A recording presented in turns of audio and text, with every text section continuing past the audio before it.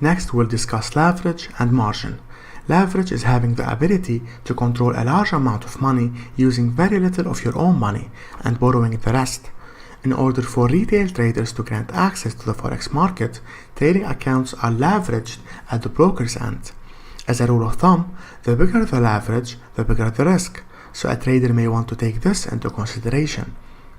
If the leverage is too big, then even small moves the market makes are enough to wipe out the trading capital. The classical leverage size is anywhere between 1/100 and 1/500, and it is chosen once and for all when you are first creating your account. This means that the trader can treat his account as it is 100 times more in case of a 1/100 leverage account, and 500 times more in the case of a 1/500 leverage account. For example, if I chose a 1/100 leverage and I have an account of 1k, I can treat it as a 100k account. To clarify, let's go over an example with two different scenarios. Scenario A.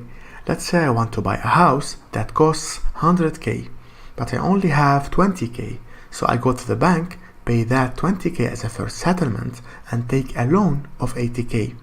In this case, I have a leverage of 1/5 as I bought something that costs 100k with only 20k initial investment. Now let's say after a while, prices went up like crazy, like 50% growth, in a way that price of the house that I bought for 100k is now 150k. So with the 20k investment, I have earned 50k. That's the power of leverage. Scenario B. Let's say I'm the type of person who doesn't want to take risk or to be in debt to the bank. So I decided to buy a small house that is worth 20k.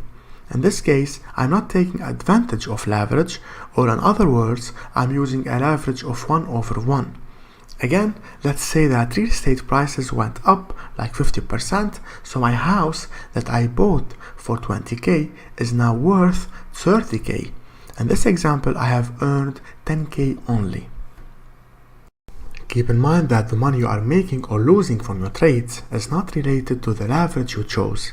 For example, if you enter a trade with one standard lot and close it with 10 pips profit, your profit in money is around $100, no matter which leverage you are using, whether it's a 1/100 or 1/500 leverage. Just like the relation between the pip and lot size, leverage and margin comes together. The most known misconception is that if you choose a higher leverage, the profit or loss would be higher, which is completely wrong. Leverage only affects the margin. What is margin then? Margin is the amount of money needed as a good faith deposit to open a position with your broker.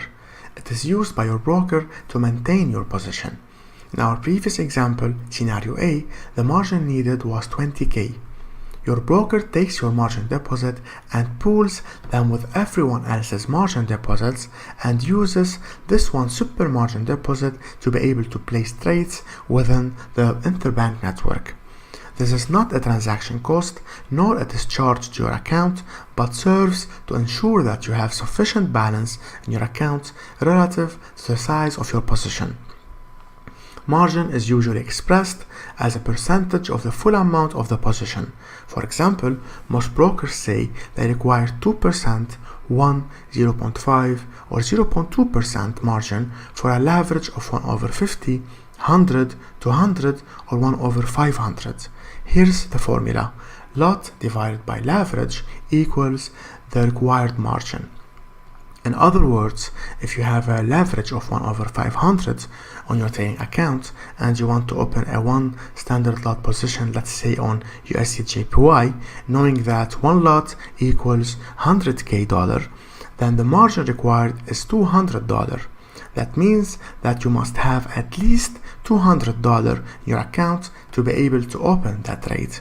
The conception of margin and leverage is a simple but extremely important concept you need to understand before you start trading the forex market. By not understanding leverage and margin, many traders undercapitalized their accounts or overtraded. Now let's take an example to clarify the relation between leverage and margin. Let's say your trading account balance is $600. You have a leverage of 1 over 500 and you want to enter with one standard lot size on a trade. Your required margin would be 100k divided by 500 equals $200. In this case, you would need $200 in your account for the broker to allow you to enter the trade. Here's another example. Let's keep everything as is, $600 account, one lot position size, but change the leverage to 1 over 100 instead of 1 over 500. In this case, you would need 100k divided by 100 equals 1k. You would need 1k in your account for the broker to allow you to enter this trade. However, in this case, you won't be able to enter as you only have $600. As you can see, here's how the leverage affects the margin by limiting the number of lots you can hold at a time. In case you are new to forex and don't know what you're doing, it's advised to choose a low leverage so that your broker doesn't let you enter with lot sizes that's too much for you to handle. In parallel, if you are an experienced trader following a strict risk management approach, it doesn't really matter which leverage you choose, as you won't need the broker to tell you when enough is enough. Anyway, do not worry, as we'll cover everything about how to manage your risk in Module 4.